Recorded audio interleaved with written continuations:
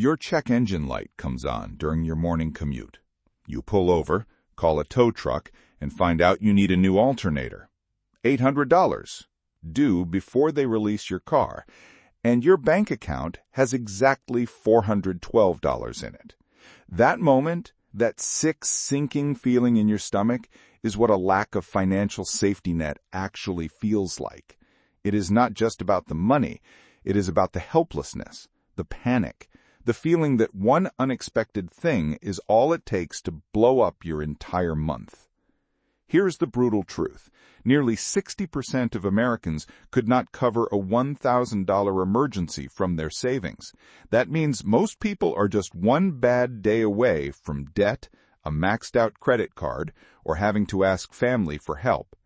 And when you put a surprise expense on a credit card at 20% interest, a small problem quietly becomes a bigger, longer-lasting one. That is exactly what an emergency fund is designed to prevent. An emergency fund is money you set aside specifically for life's unexpected, unavoidable expenses. Think of it like a shock absorber for your finances. When something hits, it absorbs the impact instead of letting it knock you off course. Now, what actually counts as an emergency? A job loss, a medical bill insurance does not cover, a burst pipe in your home, a car repair you need to get to work. Those are real emergencies, things that are unexpected, necessary, and urgent. What does not count? Concert tickets you forgot about, a Black Friday sale, your friend's destination wedding, a new phone because your old one is slow. Those are wants. Inconvenient, maybe disappointing, but not emergencies. Keeping that distinction crystal clear is one of the most important habits you can build. So how much do you actually need in your emergency fund? The standard rule is 3 to 6 months of living expenses, not income, expenses. The money you actually need to cover rent or mortgage, food, utilities, transportation, insurance, and any minimum debt payments. Let's make that concrete. If your monthly expenses are $3,000, your emergency fund target is somewhere between $9,000 and $18,000. If your expenses are $5,000 a month, you're looking at $15,000 to $30,000. And if you're spending $8,000 a month, your target range is $24,000 to $48,000. Now, that might sound like a big number, but here is the thing. You do not need to hit the maximum. Start with the minimum. 3 months is enough to get real protection.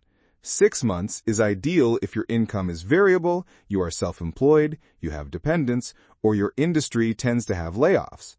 The goal is not perfection from day one. The goal is progress. Once you know your target, the next question is, where do you put it? The answer is a high-yield savings account, and specifically not your regular checking account, and absolutely not the stock market. Here's why. A high-yield savings account, usually found at an online bank, currently pays somewhere between 4 and 5% annual interest. That means your money grows a little while it sits there, without you doing anything.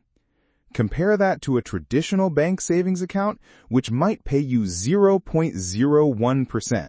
That is not a typo. But more importantly, your emergency fund needs to be liquid. That means you can access it quickly, within 1 to 3 business days, without penalties. If you invested in stocks and the market drops 30% right when you lose your job, you're forced to sell at a loss exactly when you need the money most. That is the worst possible outcome.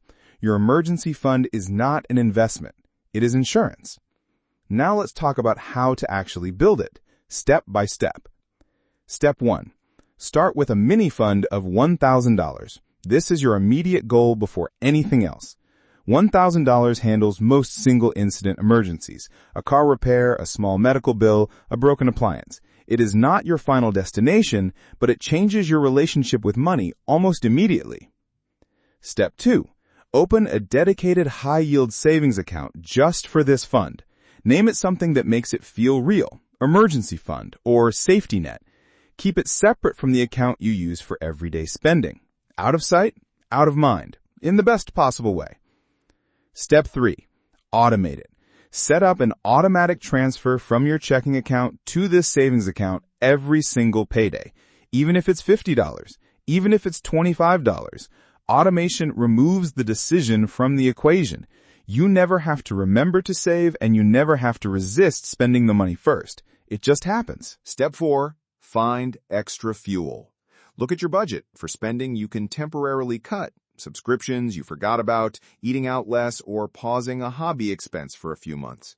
Even an extra $100 a month adds up to $1,200 a year.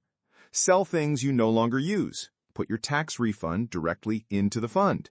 If you pick up any extra income, freelance work, overtime, a side gig, send a chunk of it straight to savings before it has a chance to disappear into everyday spending. Step 5. Celebrate milestones. Hit $500? That is worth acknowledging. Hit $1,000? That is a real achievement. Keeping yourself motivated matters over a multi-month savings journey. Now let's talk about the mistakes people make, because even with the best intentions, there are a few traps. Mistake 1. Using the emergency fund for non-emergencies.